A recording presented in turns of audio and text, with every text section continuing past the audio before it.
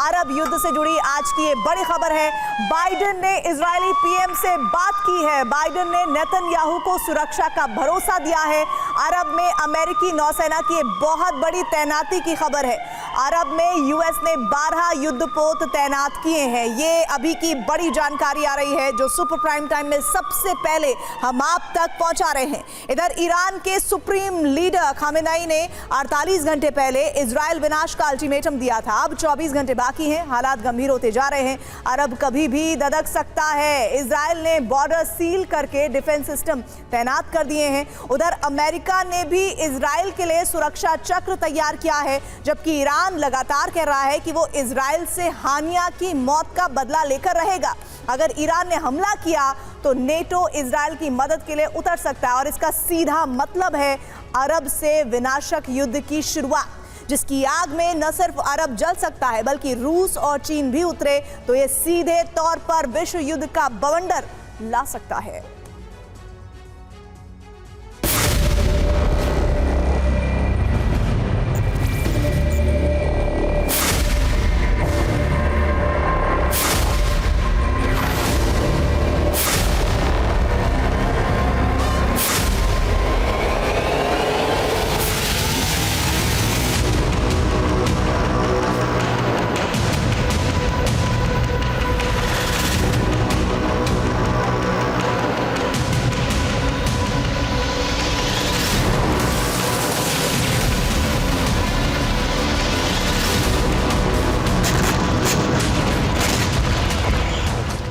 जैसे ही 24 घंटे हुए वैसे ही इजराइल में एक बड़ा धमाका होगा।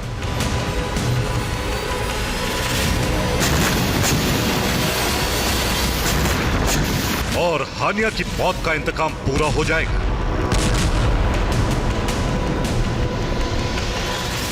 यही है ईरान का ब्लूप्रिंट, जिसमें इजराइल दहलाने के लिए पूरा प्लान बनाया गया है।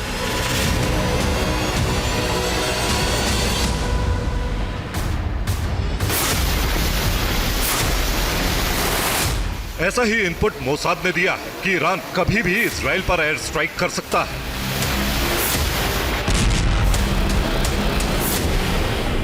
ईरान ने चरणबद्ध तरीके से बदले का प्लान तैयार किया है, जिसमें आक्रमण के अलावा सुरक्षा का भी इंतजाम किया गया है। अगर इजराइल पर होता है हमला तो वो पलटवार जरूर करेगा। हो सकता है अमेरिका भी युद्ध में उतर जाए।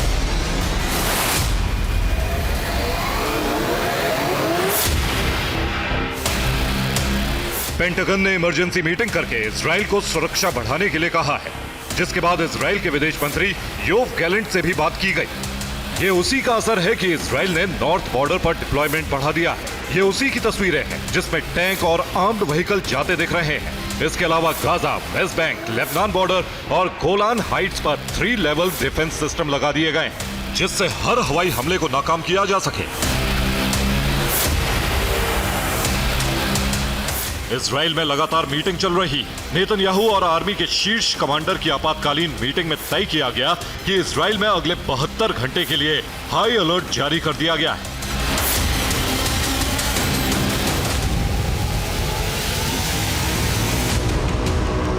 इस बीच नाटो देशों को भी हर परिस्थिति के लिए तैयार रहने को अमेरिका ने कहा है। इतनी तैयारी क्यों की जा रही, ये भी समझना जरूरी है।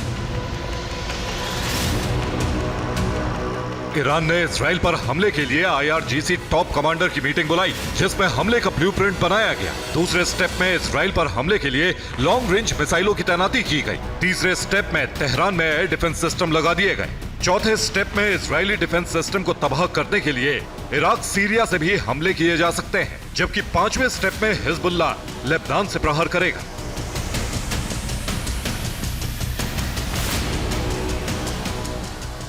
इसके बाद चारों तरफ से ईरानी प्रॉक्सी घुस जाएंगे और आसमान से ईरानी मिसाइल ताबड़तोड़ बरसेंगी। पेंटागन का इनपुट है कि ईरान पहले दिन 3000 मिसाइलों से हमले कर सकता है। ईरान का प्लान है पिछली दफा 19 अप्रैल को किए गए हमले से भी बड़ा अटैक किया जाए।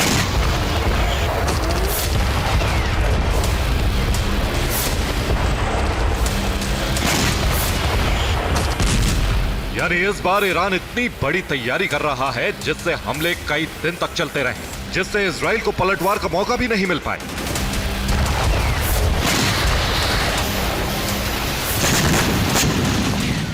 इस बीच ईरानी प्रॉक्सी भी फ्रंट फुट पर आकर कमान संभाले और इजराइल को तहस नहस कर दे।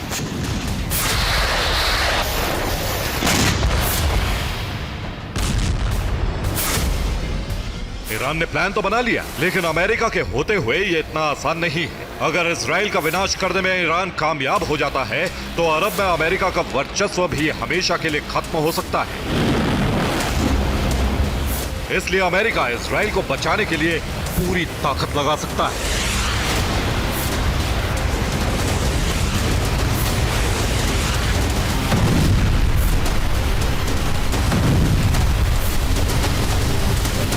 इजराइल की सुरक्षा के लिए अमेरिका ने ईरानी प्रॉक्सी के खिलाफ मोर्चा खोल दिया है। अमेरिका ने 12 वॉरशिप की तैनाती की है, जिसमें पूर्वी भूमध्य सागर में 4 वॉरशिप लगाए गए हैं, जिनके टारगेट पर लेबनान में हिजबुल्ला, गाजा में हमास, सीरिया और वेस्ट बैंक दूसरे ईरानी प्रॉक्सी हैं। और इसी तरह ईरान को टारगेट करते हुए फारस की खाड़ी में भी अमेरिका ने 4 युद्धपोत लगाए हैं, जो ईरान के अलावा इराक पर भी सीधा हमला कर सकते हैं। जबकि लाल सागर में हूती के हमले रोकने के लिए 4 कॉम्बैट शिप लगाए गए हैं, जो सीधे तौर पर यमन में हूती ठिकानों को टारगेट कर रहे हैं। अगर ईरान या फिर ईरानी प्रॉक्सी हमला करते हैं तो अमेरिका एक साथ इन तमाम मोर्चों पर तबाही मचा सकता है।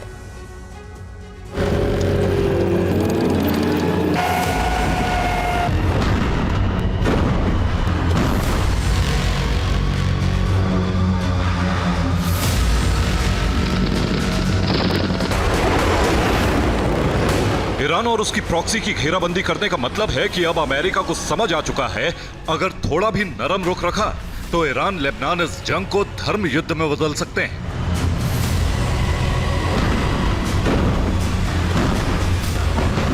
अमेरिका का यह रुख बाइडेन और नेतन्याहू की बातचीत के बाद बदला है, जिसमें बाइडेन ने इजराइल की सुरक्षा का वचन दिया है।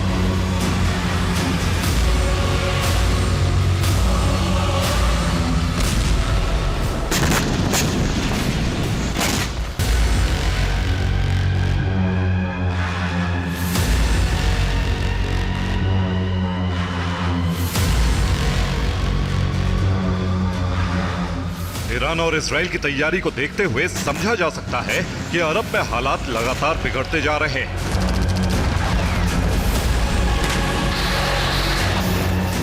अब इजराइल अमेरिका ने डिफेंसिव तैयारी शुरू कर दी। दूसरी तरफ अटैक के लिए हथियार तैनात किए जा रहे हैं। इजराइल ने बॉर्डर पूरी तरह सील करके हाई अलर्ट जारी कर दिया है। लॉन्ग रेंज मिसाइल और डिफेंस सिस्टम की पूरी कतार लगा दी, जबकि अमेरिका के रोनाल्ड रीगन युद्धपोत से F-18 हॉर्नेट की साठी शुरू की। साथ ही इराक सीरिया में अपने सैन्य बेस पर F-16 वॉर रेडी कर दिए।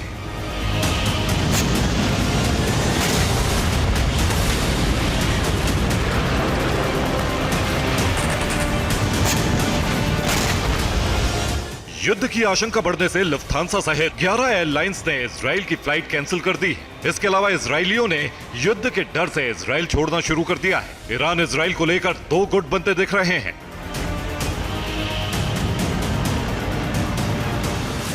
ईरान की तरफ Lebanon, Iraq, Syria, Yemen, West Bank के अलावा चीन और रूस है, जबकि इजराइल के साथ अमेरिका, ब्रिटेन और फ्रांस के अलावा कुछ नाटो देश हैं।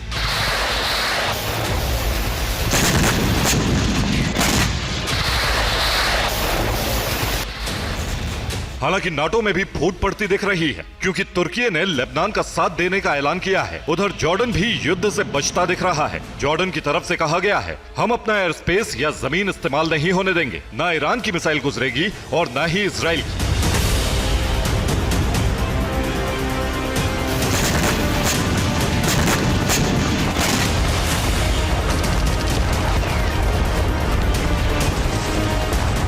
जॉर्डन जैसी भाषा मिस्र और कतर भी बोल रहे हैं, क्योंकि उन्हें अंदाजा है कि ईरान 24 घंटे में बड़ा हमला कर सकता है।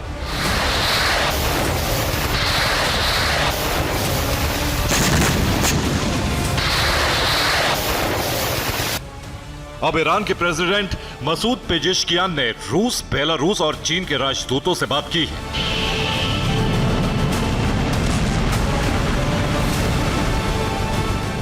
यानी अमेरिका इस युद्ध में हावी हुआ तो रूस, चीन, बेलारूस का गठबंधन इजरायली ग्रुप को टक्कर दे सकता है।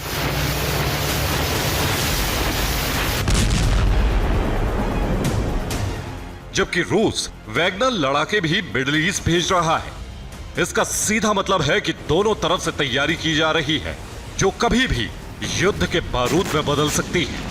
Bureau report, TV9 Bharatvarsh.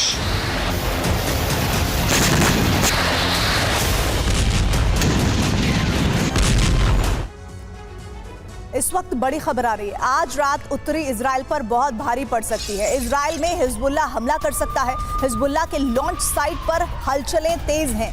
Launch pad पर हिजब ने 300 रॉकेट पहुंचा दिए हैं।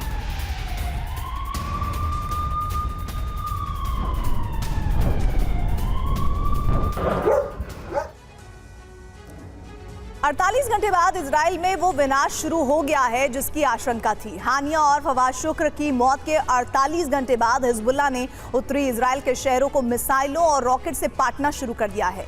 बीती रात हिजबुल्लाह के प्रतिशोध का पहला चरण लॉन्च किया गया। इसके तहत आधी रात को हिजबुल्लाह ने इजरायली शहरों को 5 बार दहलाया। लेकिन हिजबुल्लाह इजराइल से अब तक का सबसे बड़ा बदला आज रात लेने वाला है।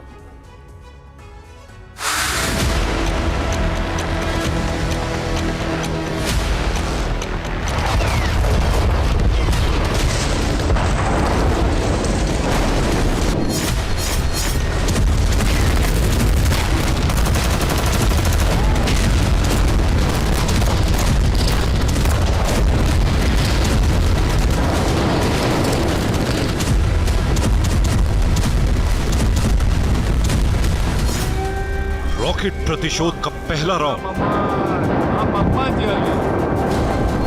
रॉकेट विध्वंस का दूसरा राउंड, रॉकेट प्रहार का तीसरा राउंड, रॉकेट विस्फोट का चौथा राउंड, रॉकेट तबाही का 5वां राउंड और इस तरह इजराइल के खिलाफ हिजबुल्लाह का बदला शुरू हो गया।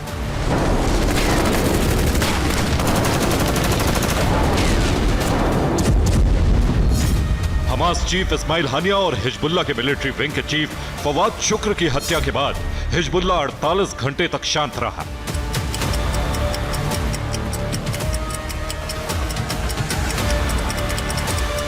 लेकिन 48 घंटे के बाद वही हुआ जिसका ऐलान हिजबुल्लाह चीफ हसन नसरल्लाह ने किया था।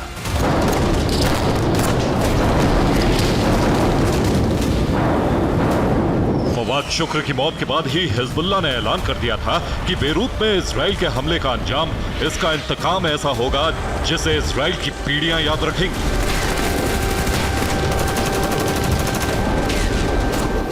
अब हिजबुल्लाह जिस तरह से हमले कर रहा है उससे उत्तर इजराइल के साथ साथ दक्षिण इजराइल भी दहल रहा है।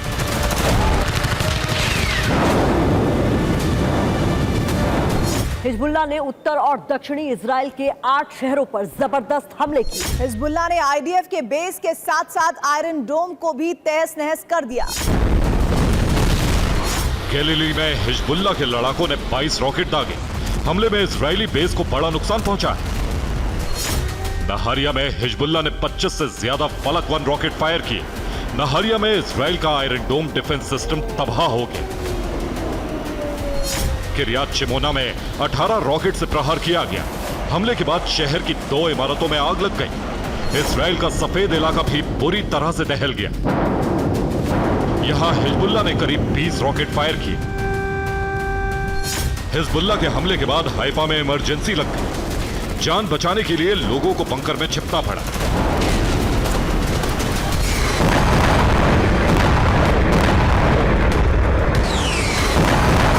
हिजबुल्लाह के मुताबिक उसने आधी रात को सिर्फ उत्तरी इजराइल के शहरों में 100 से ज्यादा रॉकेट फायर किए। इजरायली एयर डिफेंस सिस्टम ने 70 रॉकेट को इंटरसेप्ट कर लिया, लेकिन 30 रॉकेट अपने टारगेट को हिट करने में सफल रहे।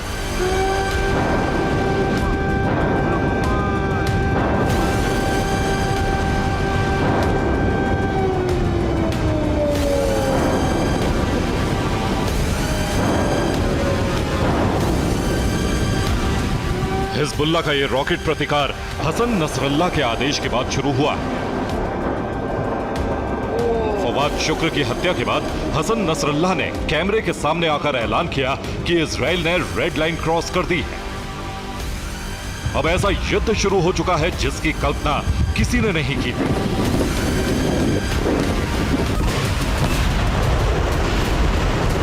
नसरल्लाह की इस हुंकार के बाद फवाद शुक्र की मौत का बदला शुरू हो गया। हिजबुल्लाह इजरायली धरती को लगातार टहला रहा है। सूत्रों के मुताबिक हिजबुल्लाह ने प्रतिशोध का पहला चरण पूरा कर लिया है। दूसरे चरण में इजराइल में बहुत बड़ी तबाही मचाने की तैयारी है।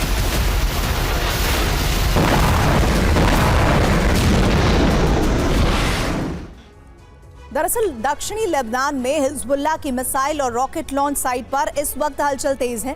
माना यह जा रहा है कि हिजबुल्लाह आज रात इजराइल के खिलाफ प्रतिशोध का दूसरा चरण लॉन्च करने वाला है। सूत्रों के मुताबिक हिजबुल्लाह ने दक्षिणी लेबनान में 7 मिसाइल लॉन्च साइट और 13 रॉकेट लॉन्च पैड को एक्टिव किया है। 7 मिसाइल लॉन्च साइट पर 150 मिसाइलें पहुंचा दी गई हैं। वहीं रॉकेट लॉन्च पैड पर 300 से ज्यादा रॉकेट भेज दिए गए हैं। जो 150 मिसाइलें भेजी गई हैं उनमें नाम फज्र 3 और फज्र 5 मिसाइल शामिल है और इसी के साथ 300 से ज्यादा कत्यूशा और फलक रॉकेट भी हमले के लिए तैयार हैं। और इसी के बाद माना जा रहा है कि आज रात इजराइल पर बहुत भारी होने वाली है।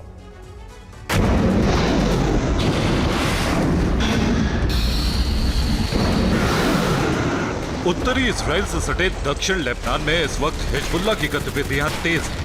दक्षिणी लेबनान वही इलाका है जो हिजबुल्लाह का गढ़ है।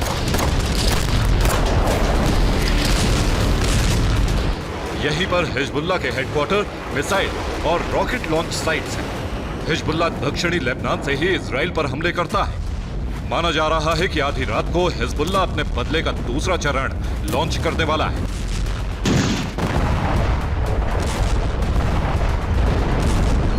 लॉन्च साइट पर हिजबुल्लाह 150 मिसाइलों और 300 से ज्यादा रॉकेट पहुंचा चुका है। इस वक्त हिजबुल्लाह की तरफ से इजराइल पर अब तक का सबसे बड़ा खतरा मंडरा रहा है। इजरायली सेना लेबनान में हवाई हमले कर इस खतरे को टालने की कोशिश कर रही है। भीषण बमबारी कर हिजबुल्लाह की लॉन्च साइट को तहस नहस किया जा रहा है।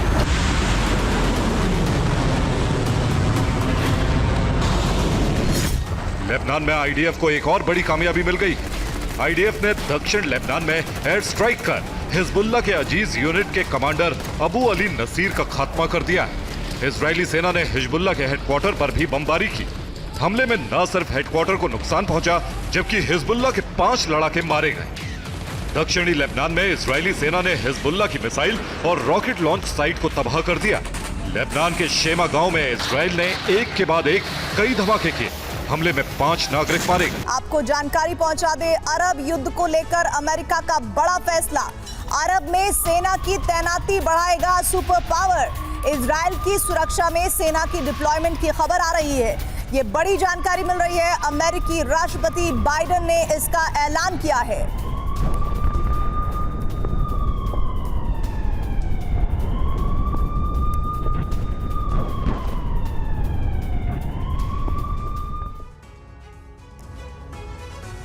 हानिया की हत्या कैसे हुई इसका पूरा खुलासा न तो ईरान ने किया है और ना ही इजराइल की इसने अभी तक कोई भी जिम्मेदारी वाली खबर सामने आ पाई है। इस बीच जो जानकारी है वो ये कि अफगान तालिबान के कमांडर ने नया दावा कर दिया है। सवाल उठाया गया है कि तेहरान के बेहद सुरक्षित इलाके में हानिया की हत्या ईरान की मदद के बिना मुमकिन ही नहीं है। अफगान तालिबान ने तो सीधा खामेनेई पर हत्या करवाने का आरोप लगाया है। दावा यह भी है कि इसमें पाकिस्तान के आर्मी चीफ का भी हाथ हो सकता है। अब सवाल यह है कि इजराइल के कट्टर दुश्मन खामेनेई भला हमास नेता की हत्या क्यों करवाएंगे? पाकिस्तान के आर्मी चीफ को हानिया की मौत से फायदा होगा क्या?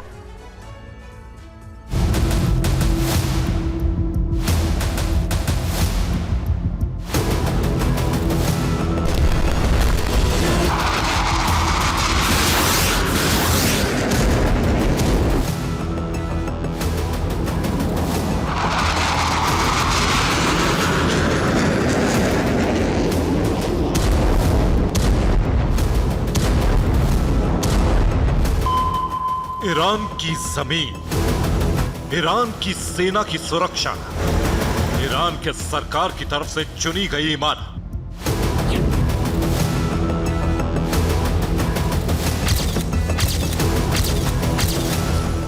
भी सटीक हमला हो गया। इतनी कमजोर है या मामला कुछ और? क्या वाकई कोई मिसाइल ईरान की राजधानी में यूं ही आसानी से प्रहार कर सकती है? क्या राष्ट्रपति भवन के करीब ड्रोन पहुंच सकता है और मिसाइल भी दाग सकता है?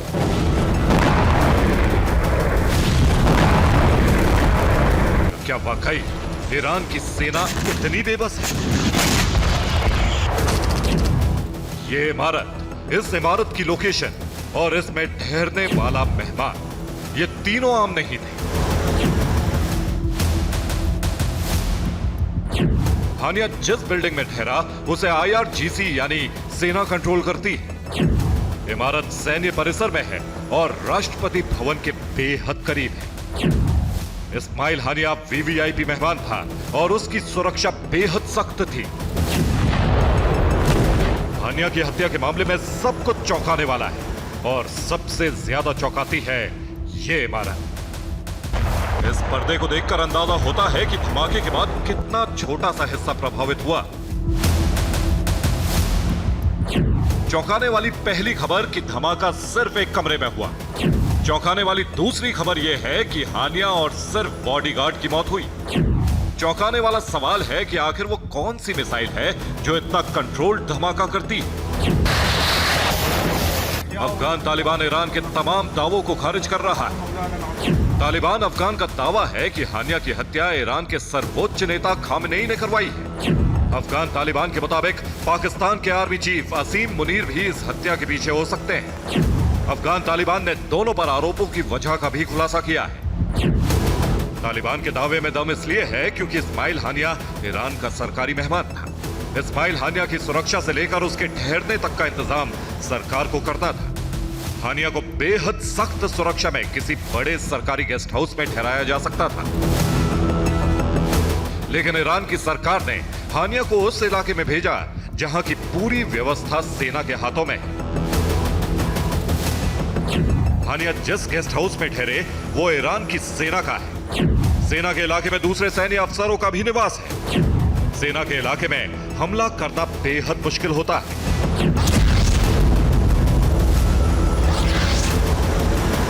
लेकिन जिस तरह का कंट्रोल धमाका हुआ उसे अंजाम देने की क्षमता भी किसी देश की सेना के एक्सपर्ट्स में होती है।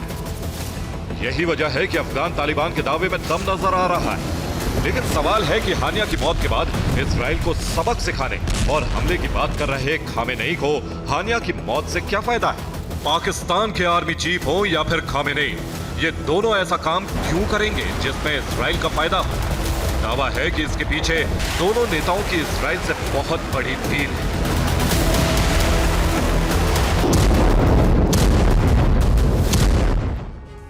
अमेरिकी मीडिया की रिपोर्ट के मुताबिक हानिया को मारने का प्लान 2 महीने पहले से ही तैयार हो गया था।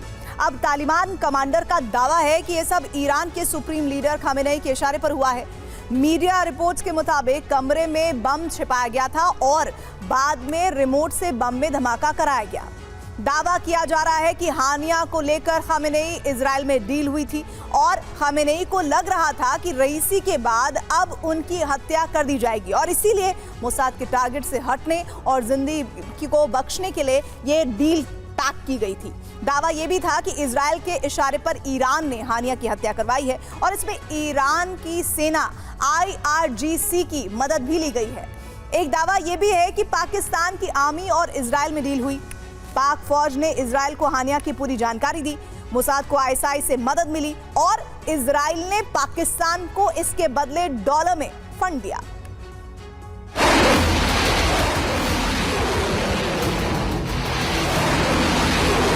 अमेरिकी मीडिया का दावा है कि बम पहले से रूम में रख दिया गया था और उसके बाद रात के वक्त धमाका किया गया।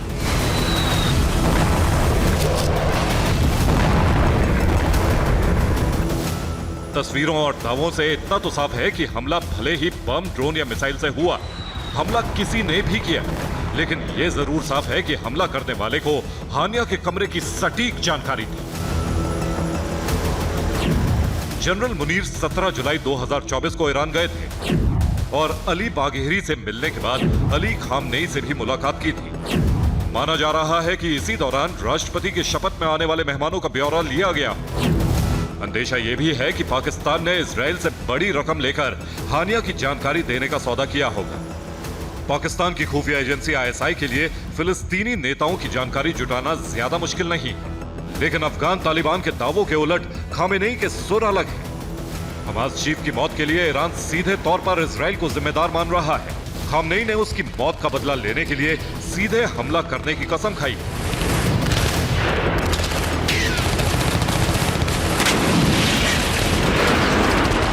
अब सवाल है कि क्या खामेनेई सिर्फ दिखावा कर रहे हैं या फिर अफगान तालिबान का दावा गलत है और पाकिस्तानी खुफिया एजेंसी की मदद से इजराइल ने ही हानिया की हत्या करवाई।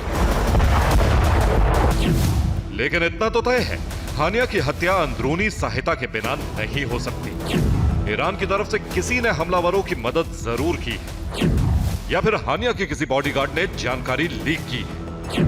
इजराइल ने अब तक हानिया की हत्या की जिम्मेदारी नहीं ली है, लेकिन इजराइल ने इनकार भी नहीं किया है। हालांकि इजरायली खुफिया एजेंसी के काम करने का यह अंदाज भी रहा है कि वो अपने ऑपरेशन को अंजाम देने के बाद तमाम सबूतों को भी खत्म कर देता है। इस मामले में भी शायद ऐसा ही हुआ। अमेरिका और इजराइल की एजेंसियां ऐसे कई सीक्रेट ऑपरेशन कर चुकी है, जिसमें एक बहुत छोटे से इलाके में टारगेट को मार दिया गया था। अल जवाहिरी को अमेरिकी खुफिया एजेंसी CIA की स्पेशल टीम ने सैटेलाइट निगरानी और ड्रोन स्ट्राइक करके खत्म किया था।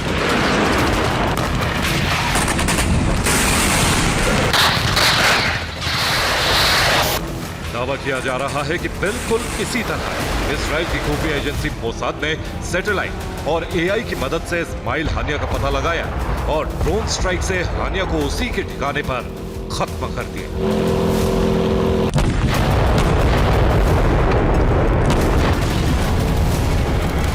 Bureau report, TV9 Bharatvarsh.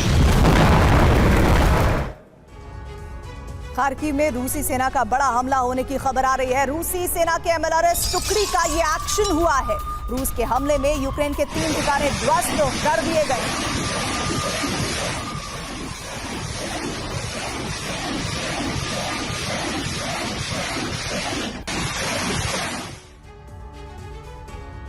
Crimea को यूक्रेन ने फिर दहला दिया है। हर बार की तरह इस बार भी जेलेंस्की ने अटैक के लिए बाइडेन के ब्रह्मास्त्र यानी ATACMS टैक्टिकल मिसाइल का इस्तेमाल किया। यूक्रेनी फोर्स ने बीते 24 घंटे में क्रीमिया समेत रूस के 4 बड़े शहरों में तबाही मचाई। यूक्रेन ने रूस की सबसे बड़ी ऑयल रिफाइनरी को भी तबाह कर दिया। यूक्रेन जानता है कि पुतिन इस गुस्ताखी का बदला कीव को राख करके लेंगे। इसमें सवाल है कि जेलेंस्की ने अचानक गुरिल्ला अटैक तेज क्यों कर दिए हैं? रूस की धरती पर हमले के पीछे उनकी क्या रणनीति है? इस रिपोर्ट में जानिए।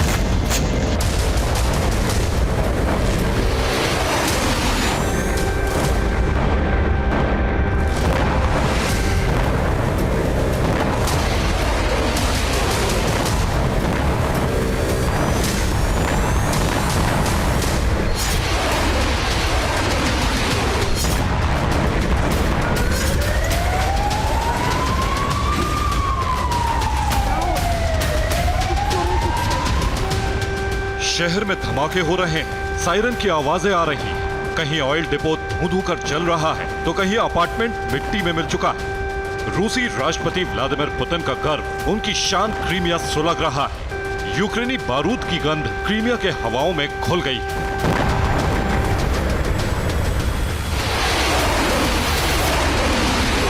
क्रीमिया में कल फिर से विध्वंसक की रात थी।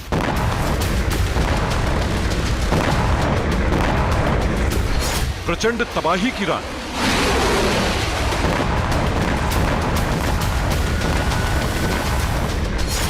बीती रात यूक्रेन के बारूदी ताप से क्रीमिया फिर दहल उठा।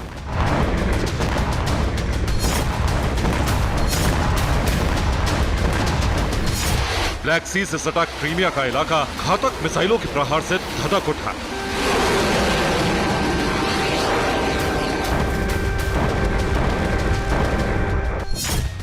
यूक्रेनी मीडिया के मुताबिक रात 1:30 बजे क्रीमिया में पहला धमाका सुनाई दिया। इसके बाद क्रीमिया के कई इलाकों में एक साथ धमाके गूंजने लगे। शहर में जगह जगह सायरन की आवाजें सुनी जाने लगी। यूक्रेन ने सबसे पहले हमला सेवेस्तोपोल में मौजूद एक शिपयार्ड पर किया था। यूक्रेन ने शिपयार्ड पर अटैक एमएस मिसाइल दागी, जिसके बाद यहां का बड़ा इलाका दहल उठा।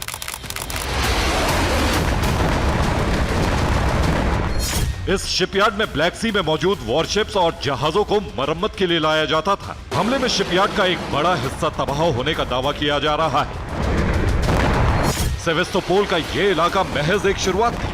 यूक्रेन की तरफ से तबाही का असली बवंडर अभी शुरू होना बाकी था। क्रीमिया फ्रंट से जो रिपोर्ट सामने आ रही है, उसके मुताबिक यूक्रेन ने क्रीमिया के कई शहरों पर भीषण हमले किए। सबसे बड़ा अटैक सेवेस्तोपोल, सिम्फेरोपोल और येवपटोरिया में किया गया। यहां करीब 12 से ज्यादा अटैक एमएस टैक्टिकल मिसाइलें दागी गई। अटैक एमएस मिसाइलों से रूसी डिफेंस सिस्टम पर भी अटैक किया। मिसाइलों के अलावा यूक्रेन ने 100 से ज्यादा ड्रोन भी दागे। यूक्रेन के क्रीमिया पर हुए विध्वंसक हमले से क्रीमिया ही नहीं, रूस के कई शहरों में भी जलजला आ गया। जिस वक्त क्रीमिया में विनाश की आग भड़की थी, उसी वक्त बेलगोरोद, कुर्स्क, रोस्तोव और ओम्स शहर भी धधक रहा था।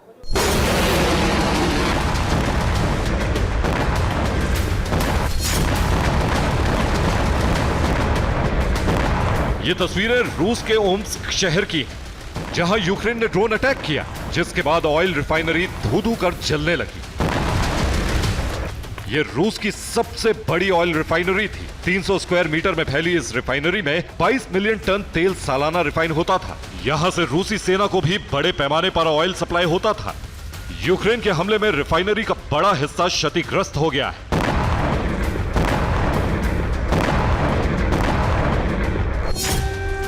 रात के वक्त यूक्रेन ने रोस्तोव में भी हमले किए, जिसके बाद शहर में सायरन की आवाज आने लगी।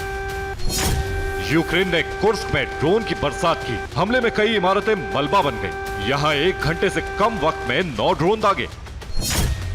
निज़नी टैगल शहर में अपार्टमेंट का एक हिस्सा तबाह हो गया। कहा जा रहा है कि ये गैस हादसा है। हालांकि रूस को शक है कि ये सब यूक्रेन सेना का कारनामा है।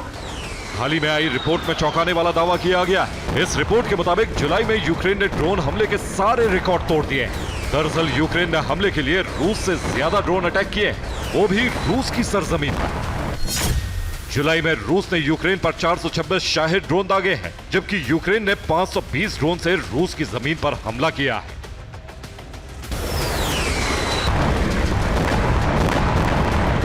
खबर यह है कि यूक्रेन रूस पर 22 अलग अलग तरह के ड्रोन से हमले कर रहा है, जो आने वाले वक्त में और ज्यादा बढ़ने वाले हैं। ड्रोन क्षमता बढ़ाने को लेकर हाल ही में ज़ेलेंस्की का एक बयान भी सामने आया था। उन्होंने कहा था, हम अपने लंबी दूरी के ड्रोन का उत्पादन तेजी से बढ़ा रहे हैं। यूक्रेन उनकी अटैक क्षमता पर भी काम कर रहा है। हमने 2024 के अंत तक 10,000 ड्रोन बनाने का लक्ष्य रखा है। दरअसल बीते 3 महीने से यूक्रेन ने अपने गोरिल्ला हमले बेहद तेज कर दिए हैं। वो ड्रोन्स की मदद से रूस के ऑयल डिपो, बिजली संयंत्र और रूसी एयरबेस को टारगेट कर रहा है। क्रीमिया की जमीन को दहला रहा है। यूक्रेन आने वाले दिनों में रूसी जमीन पर हमले बढ़ाने की तैयारी में है। इसलिए ज़ेलेंस्की ड्रोन उत्पादन बढ़ाने पर जोर दे रहे हैं। लेकिन सवाल यही है कि आखिर ज़ेलेंस्की के जंगबाजों ने अचानक क्रीमिया और रूस को दहलाना क्यों शुरू कर दिया है? इसके पीछे यूक्रेन के राष्ट्रपति व्लादिमीर ज़ेलेंस्की की रणनीति क्या है? दरअसल इस हमले के जरिए युद्ध भूमि में लगातार बड़ी बढ़त बना रही रूसी फौज को रोकने की कोशिश है। रूसी सेना ताबड़तोड़ विध्वंसक हमले करते हुए खार्किव की तरफ तेजी से आगे बढ़ रही है। क्रीमिया में हमला कर यूक्रेन रूसी सेना को क्रीमिया की जंग में उलझाना चाहता है। बीते 24 घंटे में रूस खार्किव के 2 इलाकों पर कब्जा कर चुका है। बीते एक हफ्ते की बात करें तो खार्किव के कुल 6 शहरों पर रूसी कब्जा हो चुका है। खार्किव यूक्रेन के हाथ से निकला तो रूसी सीमा से सटा एक और बड़ा शहर चला जाएगा। फिलहाल रूस की कोशिश खार्किव के पोक्रोवस्क तक पहुंचने की है।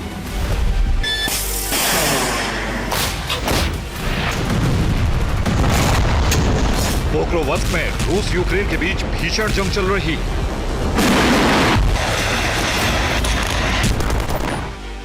ये खार्किव के पोक्रोवस्क का वीडियो है, जहां रूस ने यूक्रेन के ब्रेडली टैंक को तबाह कर दिया। खार्किव के वोवचांस्क में ट्रेंच में छिपे यूक्रेनी सैनिकों पर रूस ने ड्रोन से बम गिराए। रूस की आर्टिलरी ब्रिगेड ने खार्किव की फ्रंट लाइन पर मौजूद यूक्रेनी सैनिकों पर तोप से हमले किए। खार्किव में ही रूस ने यूक्रेन की कई चौकियां तबाह कर दी। रूसी सेना हर हाल में खार्किव पर कब्जा करने के लिए हमले कर रही है, तो यूक्रेनी फोर्स उसे पूरी ताकत से रोकने में जुटी है, जिसके लिए वो रूसी जमीन तक को दहलाने से गुरेज नहीं कर रही। यही वजह है कि रूस और यूक्रेन की जंग अब बहुत ही भयानक रूप ले चुकी है। Bureau report, TV9 Bharatvarsh.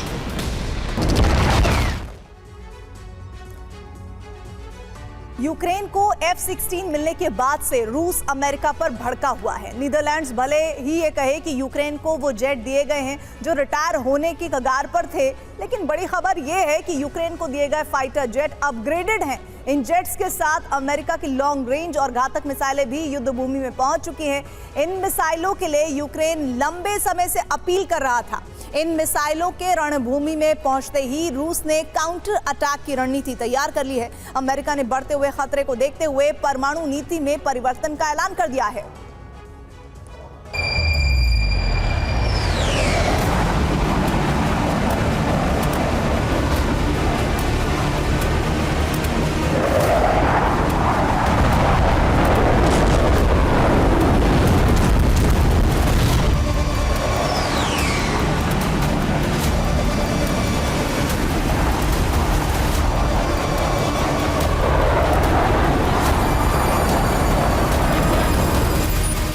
यूक्रेनी रणभूमि में F-16 फाइटर जेट पहुंच चुके हैं। नीदरलैंड से यूक्रेन को 6 फाइटर जेट की डिलीवरी हो चुकी है और आने वाले दिनों में यूक्रेन के पास पूरी एक स्क्वाड्रन F-16 की होगी।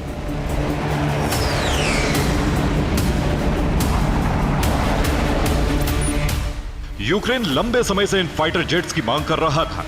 यूक्रेन की एयर पावर रूस के सामने खत्म हो चुकी थी और single engine multi role fighter jet से यूक्रेन की ताकत में इजाफा तय है।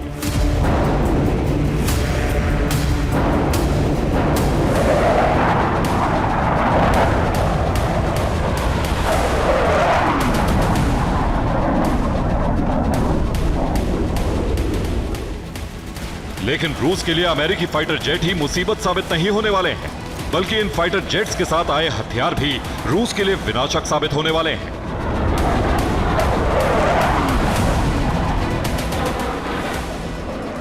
खबर यह है कि यूक्रेन को दिए गए फाइटर जेट अपग्रेड करने के बाद कीव पहुंचाए गए हैं।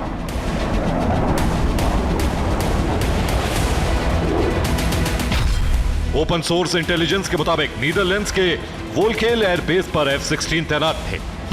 वोल्केल एयरबेस पर 2023 से जेट अपग्रेड करने का काम चल रहा था। यूक्रेन को दिए गए जेट्स में एडवांस रडार सिस्टम और एडवांस एवियोनिक्स लगाए गए हैं। इसके साथ ही ये पुराने जेट्स अमेरिका की एडवांस मिसाइलें फायर करने में सक्षम हैं।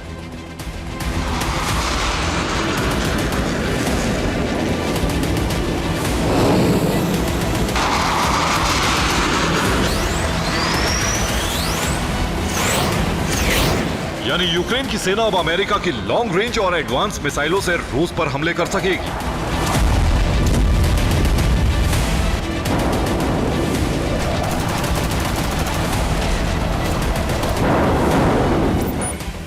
इस जेट के साथ साथ कई एडवांस मिसाइलें और बम भी यूक्रेन को ट्रांसफर किए गए हैं। ये सभी मिसाइलें और बम अमेरिका से मिले हैं।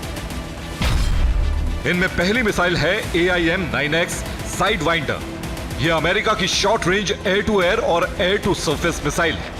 यह इंफ्रारेड इमेजिंग से लैस है। टारगेट पर फोकस करते ही टारगेट को ऑटो लॉक कर लेती है। यानी इस मिसाइल से यूक्रेन रूसी मिसाइलों को इंटरसेप्ट भी कर सकता है और इनसे रूसी जमीन पर हमले भी कर सकता है।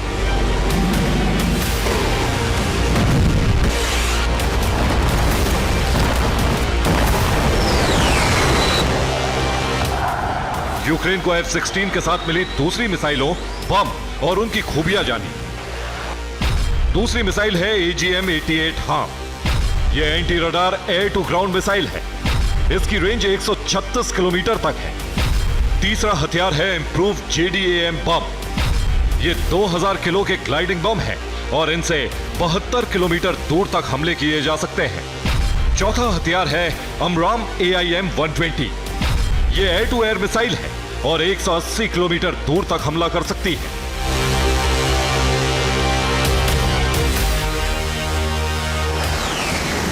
रूस ने यूक्रेन को फाइटर जेट मिलने के बाद अपना पुराना बयान दोहराया। रूसी रक्षा मंत्रालय ने कहा है कि यूक्रेन को मिले सभी F-16 नष्ट कर दिए जाएंगे। अगर ये विमान किसी नाटो देश के एयरबेस पर तैनात हुए तब भी रूस हमला करेगा।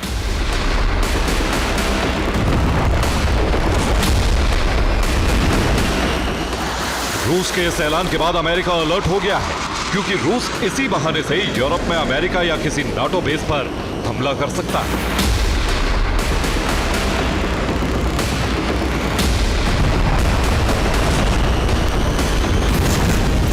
अमेरिका ने रूस के बढ़ते हुए खतरे को देखते हुए स्टार्ट संधि के नियम में बंधकर न रहने का ऐलान कर दिया है। स्टार्ट संधि को रूस ने 2023 में तोड़ दिया था। पेंटागन ने कहा है कि स्टार्ट संधि अब प्रभावी नहीं है। अमेरिका भी मन मुताबिक एटमी हथियार तैनात करने के लिए आजाद है।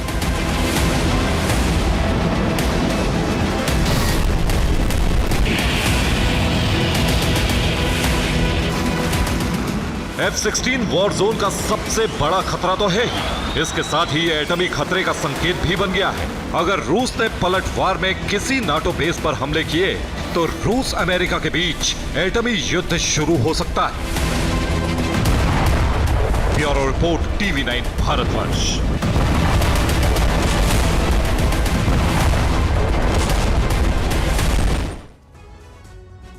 गाजा में तबाही मचाते हुए इजराइल को 300 दिन हो चुके हैं और इस दौरान IDF ने गाजा से लेकर वेस्ट बैंक तक जबरदस्त बमबारी की है। मिसाइलें गिराई हैं, कई बेकसूरों की भी जान गई है, लेकिन बेंजामिन की जिद है जब तक एक भी हमास लड़ाका जिंदा है गाजा में ऑपरेशन चलता रहेगा। और इसी बीच बंधकों की रिहाई की मांग तेजी से उठ रही है। बेंजामिन नेतन्याहू की युद्ध नीति के खिलाफ इजराइल में आक्रोश बढ़ता जा रहा है।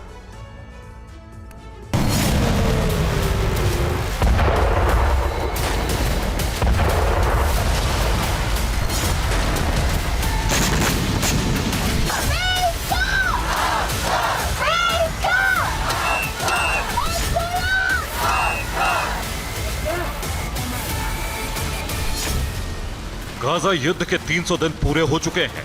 हर दिन इजराइल के हमले बढ़ते जा रहे हैं। ईरान से युद्ध के खतरे के बीच भी इजराइल अपने मंसूबे से पीछे नहीं हटा। वो हमास के तमाम लड़ाकों को खत्म करने के लिए हमले करता जा रहा है।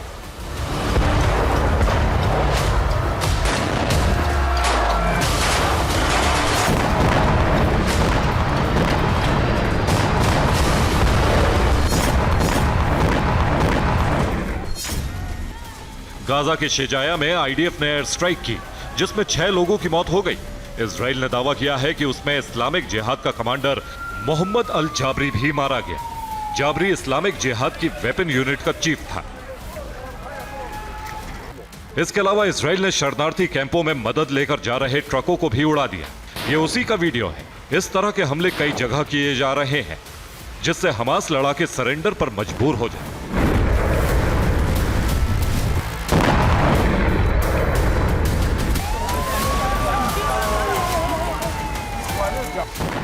बंधकों को लेकर इजराइल में बेंजामिन नेतन्याहू का विरोध बढ़ता जा रहा है। तेल अवीव में हजारों लोगों ने बंधकों को छुड़ाने के लिए प्रदर्शन किया, रैली निकाली और बंधकों की रिहाई के लिए युद्ध विराम की मांग की।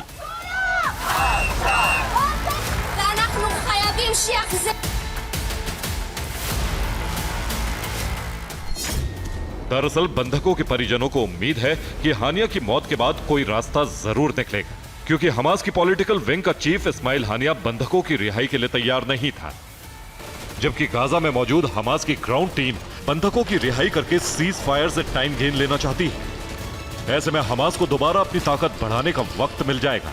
उधर ईरान और रूस से भी हथियार पहुंच जाएंगे, जबकि इजरायली कमांडो उन तमाम इलाकों से गाजा निवासियों को भगा रहे हैं जो हिस्सा पूरी तरह से IDF के कब्जे में आ चुका है। कई जगहों पर फेंसिंग भी कर दी गई है। इससे गाजा के लोग गुस्से में हैं।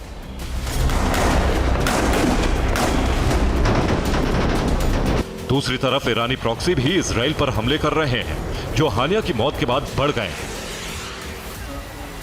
ये यरूशलेम में यहूदी कॉलोनी पर एयर स्ट्राइक का वीडियो है। इसमें एक घर पर रॉकेट गिरा, जिसके बाद आग लग गई। वक्त रहते सभी लोगों को फायर फाइटर्स ने बचा लिया, लेकिन बिल्डिंग पूरी तरह से खाक हो गई। इसी तरह के कई हमले आईडीएफ सैनिकों पर भी किए जा रहे हैं। हमास लड़ाके गुरिल्ला युद्ध पद्धति से घात लगाकर हमला करते हैं और भाग जाते हैं। ऐसे में इजराइल के लिए मुसीबत बढ़ती जा रही है, क्योंकि वो हमास लड़ाकों का संपूर्ण खात्मा करने में नाकाम है। अब ईरान के इजराइल पर युद्ध के ऐलान से इजराइल बड़े संकट में घिर गया है, क्योंकि ईरान के अलावा तमाम ईरानी प्रॉक्सी इजराइल में तबाही मचाने के लिए तैयार है। Bureau report, TV9 Bharatvarsh.